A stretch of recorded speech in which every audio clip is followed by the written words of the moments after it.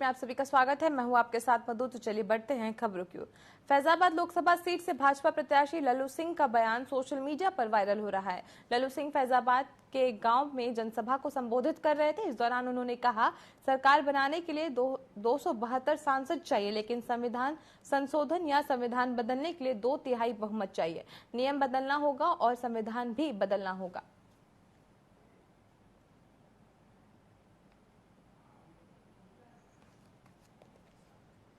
संविधान में संशोधन करना होगा और बहुत सारे काम करने। सरकार तो 272 पर भी बन जाता है, लेकिन 272 की सरकार संविधान में संशोधन नहीं कर सकती। उसके लिए 2/3 बहुमत से अधिक सीट चाहिए या नया संविधान बनाना। तो इसलिए सरकार ने किसानों को बड़ी राहत दी है। सरकार ने यह ऐलान किया है कि गेहूं की खरीदी पर एमएसपी को 150 रुपए प्रति क्विंटल बढ़ाया जाएगा। वहीं सरकार ने आदेश को अमल में लाने के लिए प्रशासनिक अमला काम कर रहा है। न्यूनतम समर्थन मूल्य 2275 रुपए प्रति क्विंटल निर्धारित किया गया है। गेहूं का मूल्य भुगतान पीएफएमएस के माध्यम से 48 घंटों के अंदर सीधा किसानों के आधार लिंक खाते में कराने की व्यवस्था की गई है। गोंडा में 112 क्रय केंद्र बनाए गए हैं, जहां किसान अपने गेहूं को लाकर बेच सकेंगे। गेहूं खरीदी को लेकर गोंडा बहुत पीछे चल रहा है। डिप्टी आरएमओ का ये बयान सामने आया है। हमारे जनपद को जो लक्ष्य आवंटित हुआ है शासन से, वो 1,30,700 MT का है। उसके सापेक्ष अभी तक सेंटर पे 864 MT की खरीद हो चुकी है 148 किसानों से।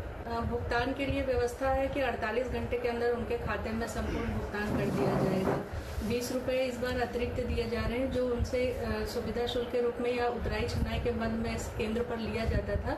इस बार राज्य सरकार ने ये सुविधा कर दी है कि वो पैसा भी उनके खाते में भुगतान कर दिया जाएगा। बहराइच की जिलाधिकारी मेनका रानी ने जिला निर्वाचन कार्यालय का निरीक्षण किया। उन्होंने कार्यालय परिसर में संचालित इलेक्ट्रिक वेटिंग मशीन को प्राधिकरण कार्य का जायजा लिया। इस दौरान उन्होंने उप जिला निर्वाचन अधिकारी और ईवीएम प्रभारी कमलाशंकर से आवश्यक जानकारी ली। डीएम ने कर्मियों को भारत निर्वाचन आयोग के दिशा निर्देश का पालन सुनिश्चित करने का निर्देश दिया।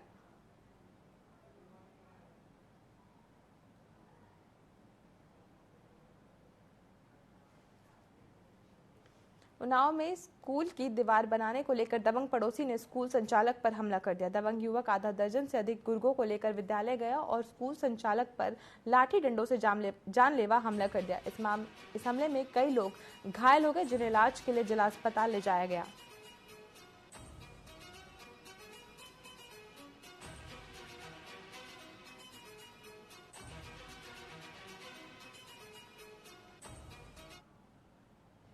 जनपद के रामाला थाना क्षेत्र के बराल गांव में लगातार तेंदुए की हलचल देखी जा रही है। वहीं तेंदुआ बागपत में जख्मी हालत में देखा गया। सूचना मिलने पर वन विभाग की टीम पहुंची और ड्रोन कैमरे से तेंदुए की तलाश कर उसे बेहोश किया गया, रेस्क्यू किया गया।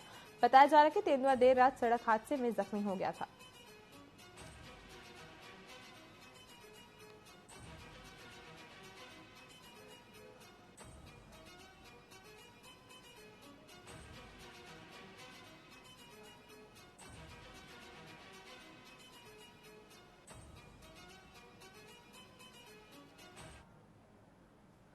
वहीं उन्नाव में रविवार को अग्नि सुरक्षा जागरूकता रैली निकाली गई। दमकल की 2 गाड़ियों ने उन्नाव गांधीनगर तिहारे से लेकर उन्नाव आवास विकास लखनऊ कानपुर हाईवे तक पाम्पलेट देकर लोगों को जागरूक किया।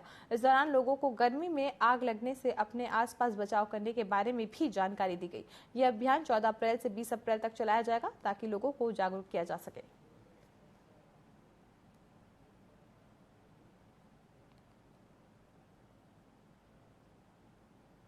हर वर्ष जो है 14 अप्रैल से 20 अप्रैल तक हमारे यहाँ अग्निशमन सेवा सप्ताह मनाया जाता है प्रतिवर्ष, और इसमें लोगों को, आम जनमानस को आग से बचाव और उसके बारे में जानकारी दी जाती है। पैम्फलेट छपवाए जाते हैं। ये हमारा कार्यक्रम 14 से 20 अप्रैल तक तो चलेगा ही।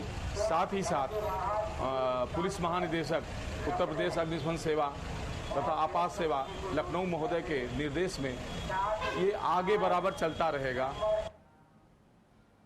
सीतापुर के बीसीएम हॉस्पिटल में मरीजों को प्रताड़ित करने का मामला सामने आया। यहाँ इलाज कराने आए मरीज ने सिक्योरिटी और स्टाफ पर गंभीर आरोप लगाए हैं। मरीज का कहना है कि उसे डेंगू हुआ था, वो इलाज कराने के लिए खैराबाद हॉस्पिटल आया था। यहाँ उससे आयुष्मान कार्ड जमा कर लिया गया। जांच के नाम पर लगभग 5,000 रुपए भी वसूल किए गए, लेकिन पूरे दिन में इलाज के नाम पर एक टैबलेट तक नहीं दी गई। मरीज ने उन्हें रेफर करने को कहा तो स्टाफ ने मना कर दिया। सिक्योरिटी बुलाकर उसे प्रताड़ित किया गया। ज्यादा जवाब देने पर मरीज को हॉस्पिटल से निकाल दिया गया।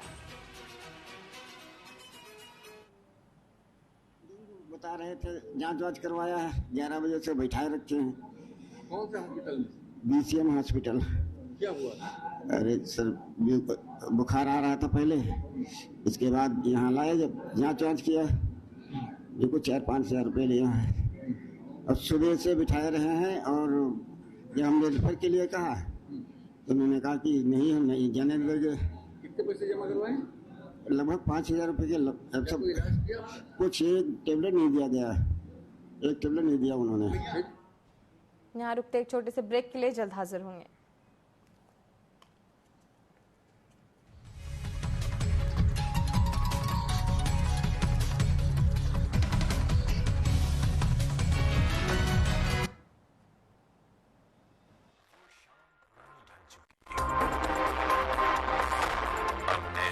से दरकार है, चाहिए एक तलबगार सच का। अरसे से सुना बड़ा बाजार है, कहीं रुदन है कहीं घुटन है, हर कदम है संग्राम यहाँ। जो इन तूफानों में ठहर सके वही विश्वास का हकदार है। देखते रहिए टीवी 24 मोहित साहब के साथ।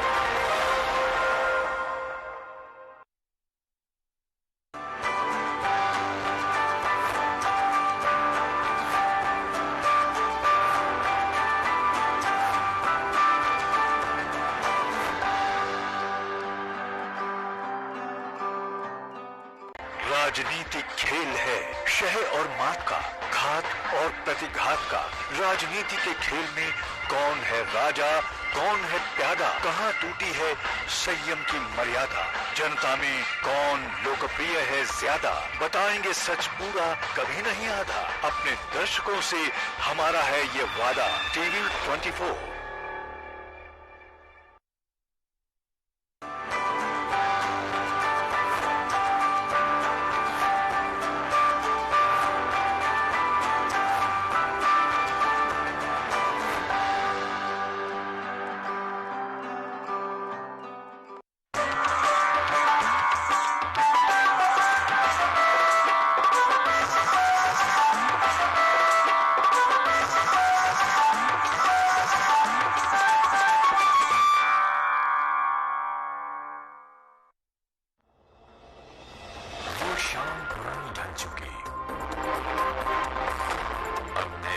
से दरकार है,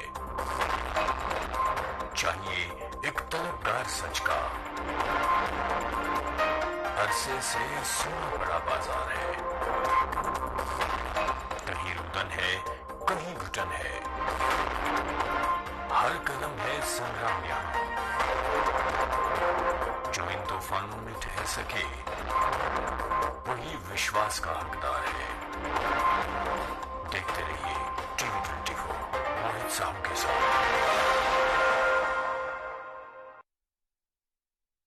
राजनीति खेल है शह और मात का, घात और प्रतिघात का।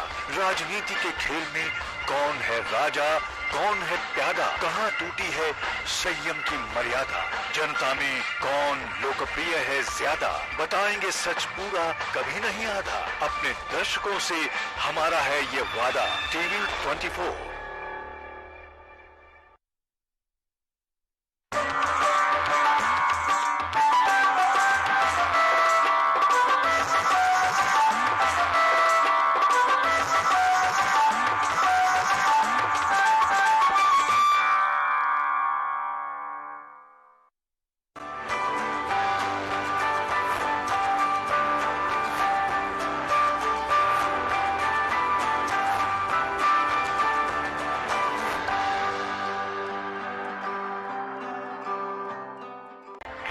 राजनीतिक खेल है शह और मात का, घात और प्रतिघात का।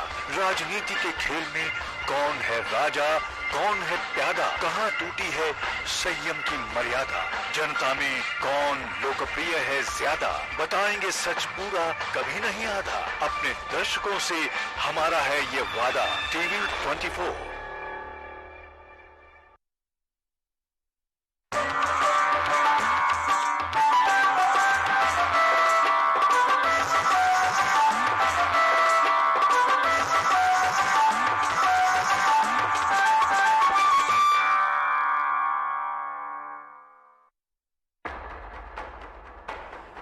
देश के धुरंधरों से बेबाक बातचीत, आपके सवालों का हम मांगेंगे जवाब। तीखे सवालों की जानिए हकीकत, सवाल सियासत के, सवाल समाज के, सवाल मुद्दों के। सच जो आप जानना चाहते हैं, हम लाएंगे दिग्गजों का सच सामने। बिना पर्दा, बेझिझक, बेबाक, सवालों का तूफान, जवाबों का सैलाब। देखते रहिए चैनल हेड मोहित साहू के साथ सीधी बात माननीय के साथ, हर रविवार शाम 7 बजे सिर्फ टीवी 24 पर। वो शाम पुरानी ढल चुकी, अब नए सूरज से दरकार है। चाहिए एक तलबगार सच का, अरसे से सोना बड़ा बाजार है। कहीं रुदन है, कहीं घुटन है, हर कदम है संग्राम यहाँ। जो इन तूफानों में ठहर सके, वही विश्वास का हकदार है। देखते रहिए टीवी 24 मोहित साहू के साथ।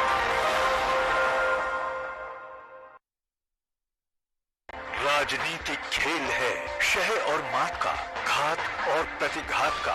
राजनीति के खेल में कौन है राजा, कौन है प्यादा, कहाँ टूटी है संयम की मर्यादा। जनता में कौन लोकप्रिय है ज्यादा, बताएंगे सच पूरा कभी नहीं आधा। अपने दर्शकों से हमारा है ये वादा। टीवी 24।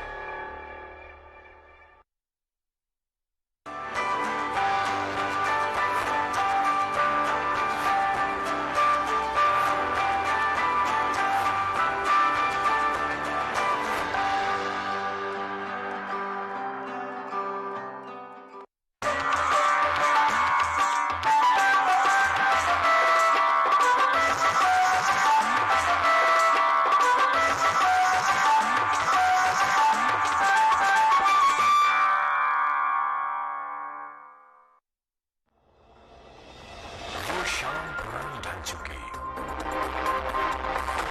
अब नए सूरज से दरकार है। चाहिए एक तलबगार सच का, अरसे से सोना बड़ा बाजार है। कहीं रुदन है, कहीं घुटन है, हर कदम है संग्राम यहाँ। जो इन तूफानों में ठहर सके, वही विश्वास का हकदार है। देखते रहिए टीवी 24 मोहित साहू के साथ।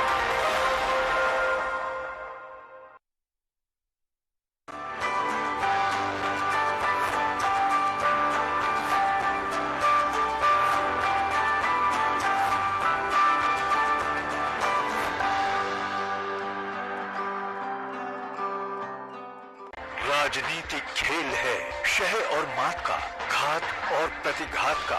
राजनीति के खेल में कौन है राजा, कौन है प्यादा, कहाँ टूटी है संयम की मर्यादा।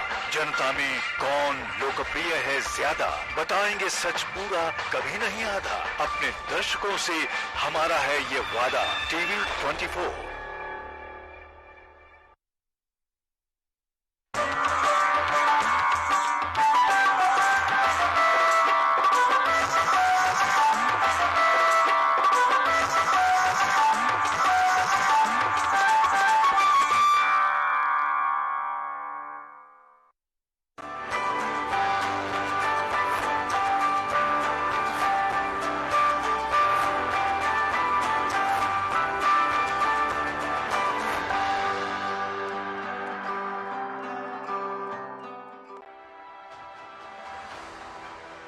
चुनाव को लेकर रोचक जानकारी। पहले आम चुनाव 53 दलों ने लड़ा। 17.3 करोड़ वोटर थे पहले आम चुनाव में। सबसे ज्यादा 464 पार्टियां 2014 में मैदान में उतरी थी। 97 करोड़ वोटर इस बार लोकसभा में चुनाव में हैं। आजाद भारत में अब तक 17 बार चुनाव हुए हैं।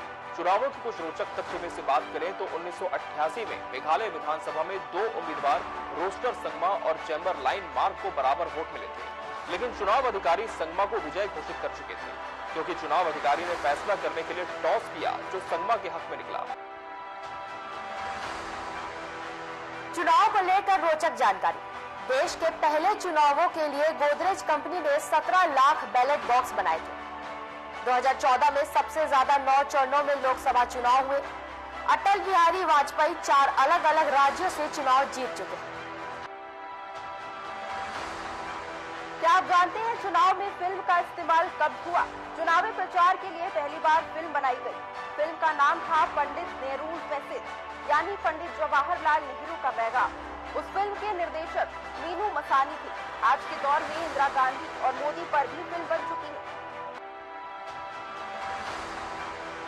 कांग्रेस का चुनाव चिन्ह हाथ कैसे बना? पहले गाय बछड़ा था कांग्रेस का चुनाव चिन्ह। 77 की हार के बाद पार्टी में हुआ विभाजन। इंदिरा कांग्रेस के लिए चुनाव चिन्ह की थी तलाश। देवराहा बाबा के सुझाव पर हाथ को बनाया था कांग्रेस ने चुनाव चिन्ह। नमस्कार, मैं हूं आप सभी के साथ छाया। तो आज हम बात करेंगे कुछ चुनावी रोचक तथ्यों के बारे में। क्या आप जानते हैं भारत में पहला चुनाव कब हुआ? अविभाजित भारत में पहला चुनाव ब्रिटिश शासनकाल में 1920 को हुआ था, जिसे इंपीरियल लेजिस्लेटिव काउंसिल और प्रांतीय परिषदों का चुनाव कहते थे। इसके बाद आजादी के ठीक पहले ब्रिटिश भारतीय प्रांतों के चुनाव 1946 को हुए थे। आजाद भारत में पहले चुनाव 1952 में हुआ था। चुनावी बॉन्ड की परिभाषा। चुनावी बॉन्ड से मतलब एक ऐसे बॉन्ड से होता है जिसके ऊपर एक करेंसी नोट की तरह उसकी वैल्यू या मूल्य लिखा होता है। यह बॉन्ड व्यक्तियों, संस्थाओं और संगठनों द्वारा राजनीतिक दलों को पैसा दान करने के लिए इस्तेमाल किया जा सकता है। भारत का कोई भी नागरिक या संस्था या कोई कंपनी चुनावी चंदे के लिए बॉन्ड खरीद सकेगी। ये चुनावी बॉन्ड 1,000 रुपए, 10,000 रुपए, 1 लाख रुपए, 10 लाख रुपए और 1 करोड़ रुपए के मूल्य में उपलब्ध होंगे। दानकर्ता चुनाव आयोग में रजिस्टर किसी उस पार्टी को ये दान दे सकते हैं जिस पार्टी ने पिछले चुनावों में कुल वोटों का कम से कम 1% वोट हासिल किया है। बॉन्ड के लिए दानकर्ता को अपनी सारी जानकारी बैंक को देनी होगी।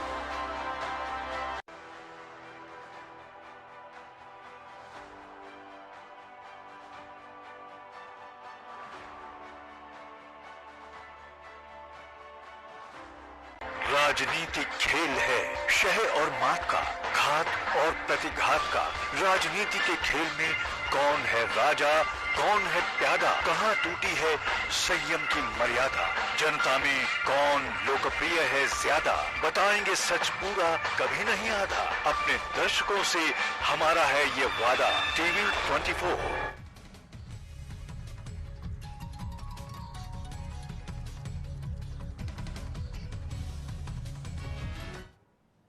ब्रेक के बाद आप सभी का फिर से स्वागत है। तो चलिए बढ़ते हैं खबरों की ओर। कानपुर में बाबा साहब डॉक्टर भीमराव अंबेडकर जी की 133वीं जयंती धूमधाम से मनाई गई। गोविंदपुरी, पलकाला ढाबा, महादेव नगर, जूही, बसंत नगर में बैंड बाजे और मनमोहक झांकियों के साथ शोभा यात्रा निकाली गई। इस शोभा यात्रा में हजारों की तादाद में भीड़ को देखने को मिला।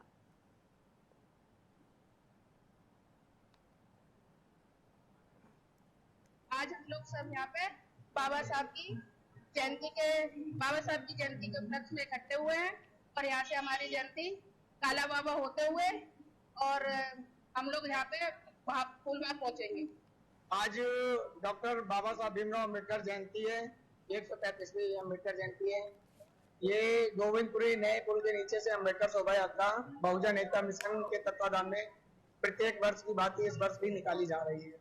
समाज में रैली निकालने का मैसेज देना चाहते हैं कि जिस तरह से बाबा साहब ने कहा शिक्षित बनो, संगठित रहो, संघर्ष करो, उस तरह से प्रत्येक पूरे धर्म को और पूरे समुदाय को शिक्षित और संगठित संघर्ष करना चाहिए। डॉक्टर भीमराव अंबेडकर जयंती पर कैबिनेट मंत्री जयवीर सिंह ने अंबेडकर चौक पहुंचे।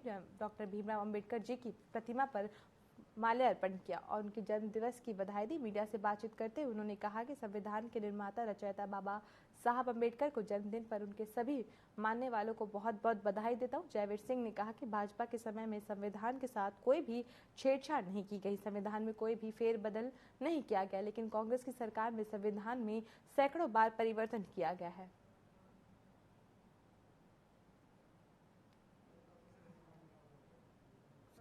निर्माता, रचयिता और शिल्पी डॉक्टर बी.आर. अम्बेडकर साहब की 133वीं आज जयंती है।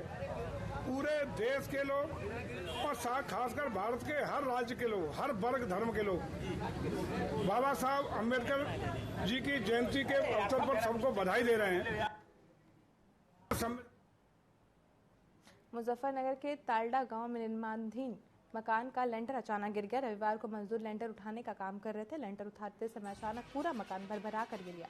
लेंटर उठाते समय सभी मजदूर लेंटर के नीचे दब गए। मकान गिरने की सूचना मिलते ही क्षेत्र में हड़कंप मच गया। सूचना मिलते ही कलेक्टर और एसएसपी पुलिस की टीम के साथ मौके पर पहुंची। 17 लोगों को मलबे से बाहर निकाला गया। इस घटना में 2 मजदूरों की मौत हो गई।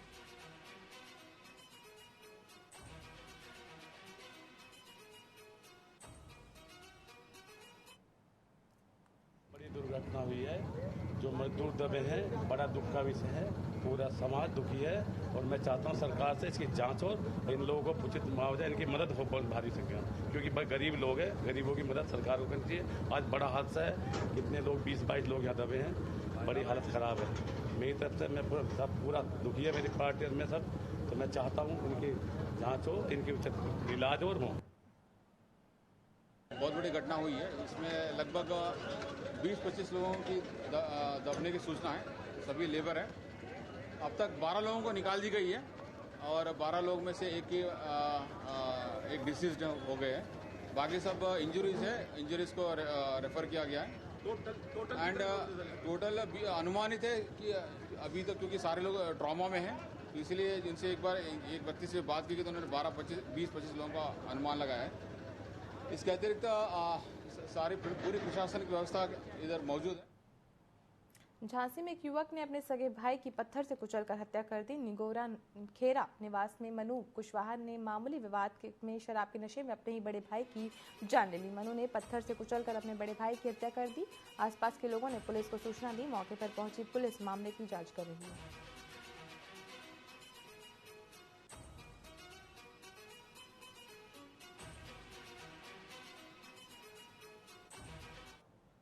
बहराइच से एक दिल दहलाने वाली घटना सामने। यहाँ 15 साल की किशोरी श्यामा देवी की देर रात फावड़े से काटकर घर में निर्मम हत्या कर दी गई। वहीं श्यामा देवी के भाई की लाश घर से कुछ ही दूरी पर स्थित बबुल के पेड़ में फंदे से लटकी हुई मिली। इस घटना के बाद पूरे इलाके में सनसनी फैल गई।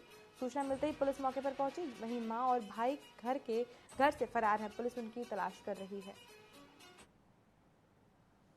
द्वारा सूचना दी गई कि गाँव में श्यामा देवी उम्र 16 वर्ष की हत्या फावड़े से कर दी गई है एवं उसके भाई मुंशीला जिसकी उम्र 20 वर्ष है, गांव से कुछ दूरी पर उसने पेड़ से लटककर फांसी लगा ली। इस सूचना पर तत्काल खेरीघाट पुलिस द्वारा घटनास्थल का निरीक्षण किया गया एवं आलाकत फावड़े को कब्जे में लिया गया। दोनों शवों को पोस्टमार्टम के लिए भेजा गया है। घटना स्थल का निरीक्षण पुलिस अधीक्षक महोदय द्वारा भी किया गया है। इस संबंध में अभियोग पंजीकृत किया गया है एवं विधिक कार्रवाई की जाएगी। न्यूज अपडेट में फिलहाल के लिए इतना ही। आप बने रहें टीवी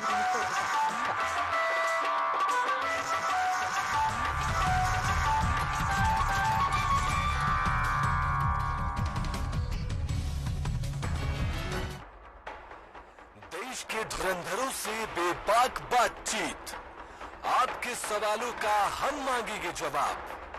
तीखे सवालों की जानिए हकीकत। सवाल सियासत के, सवाल समाज के, सवाल मुद्दों के। सच जो आप जानना चाहते हैं, हम लाएंगे दिग्गजों का सच सामने। बिना पर्दा, बेझिझक, बेबाक। सवालों का तूफान, जवाबों का सैलाब। देखते रहिए चैनल हेड मोहित साहू के साथ सीधी बात माननीय के साथ, हर रविवार शाम 7 बजे सिर्फ TV 24 पर। प्राण ढल चुके। अब महसूस से दरकार है। चाहिए एक तलकदार सच का। अरसे से सुनना बड़ा बाजार है। कहीं रुदन है, कहीं घुटन है। हर कदम है संग्राम। जो इन तूफानों में ठहर सके वही विश्वास का हकदार है। देखते रहिए T24 मोहित साहू के साथ।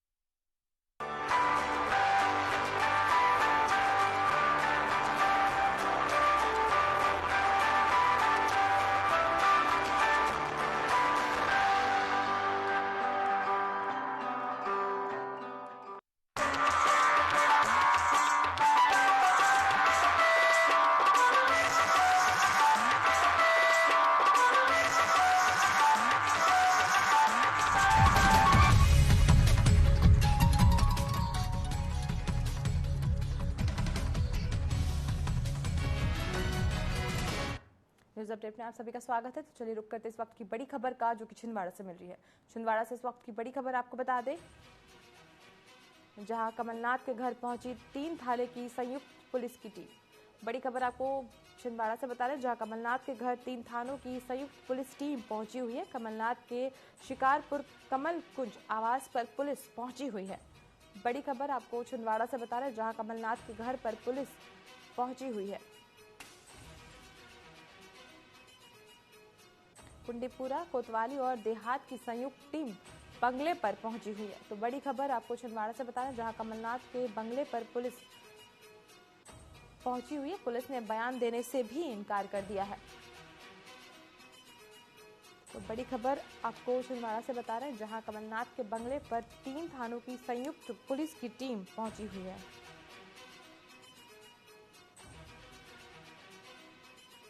तो चलिए इस खबर पर अधिक जानकारी के लिए जुड़ते हैं हमारे संवाददाता अविनाश सिंह से। जी अविनाश, कमलनाथ के बंगले पर 3 थानों की संयुक्त टीम पहुंची हुई है, क्या कुछ है पूरी जानकारी?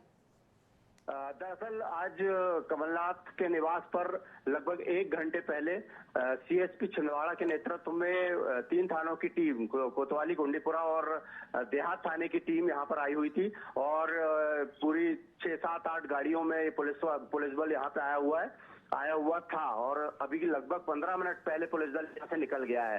पुलिस ने कमल कुंज, जो कि पूर्व मुख्यमंत्री का घर है, वहां पर आकर अंदर जाके पूछताछ की है। बताया जा रहा है कि कमलनाथ के जो पीए हैं आर.के. मिगलानी, उनसे पुलिस ने पूछताछ की है। सूत्रों के अनुसार यह भी बताया जा रहा है कि आर.के. मिगलानी को 2 बजे कोतवाली थाने में उपस्थित होने का नोटिस कोतवाली पुलिस और सीएसपी ने दिया। ये अभी तक की जानकारी है और हालांकि अभी तक अंदर से आर.के. मिगलानी की तरफ से किसी तरह के कोई बयान सामने नहीं आए हैं। किसी आईटी एक्ट का ये मामला बताया जा रहा है। आईटी एक्ट के मामले में आर.के. मिगलानी से पूछताछ करने पुलिस यहाँ पहुंची थी और भारी मात्रा में पुलिस बल था, लेकिन वो लोग आर.के. मिगलानी से बात करने के बाद और नोटिस देने के बाद यहाँ से चले गए। जी अविनाश, तमाम जानकारियों के लिए आपका बहुत बहुत धन्यवाद। तो छिंदवाड़ा से आपको इस वक्त की बड़ी खबर बताते, जहां कमलनाथ के बंगले पर 3 थानों की संयुक्त की पुलिस की टीम पहुंची हुई थी। कमलनाथ के शिकारपुर कमल कुंज आवास पर ये टीम पहुंची हुई थी।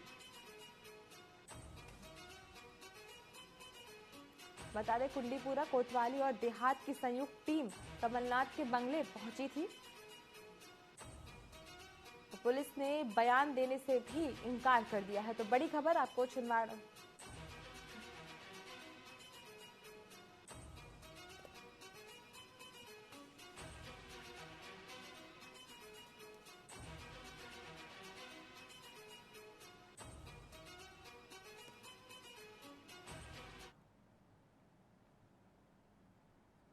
तो चलिए आपको सीधे लिए चलते हैं दुर्ग, जहां पर प्रत्याशी विजय बघेल के नामांकन रैली में सीएसआई संबोधित कर रहे हैं।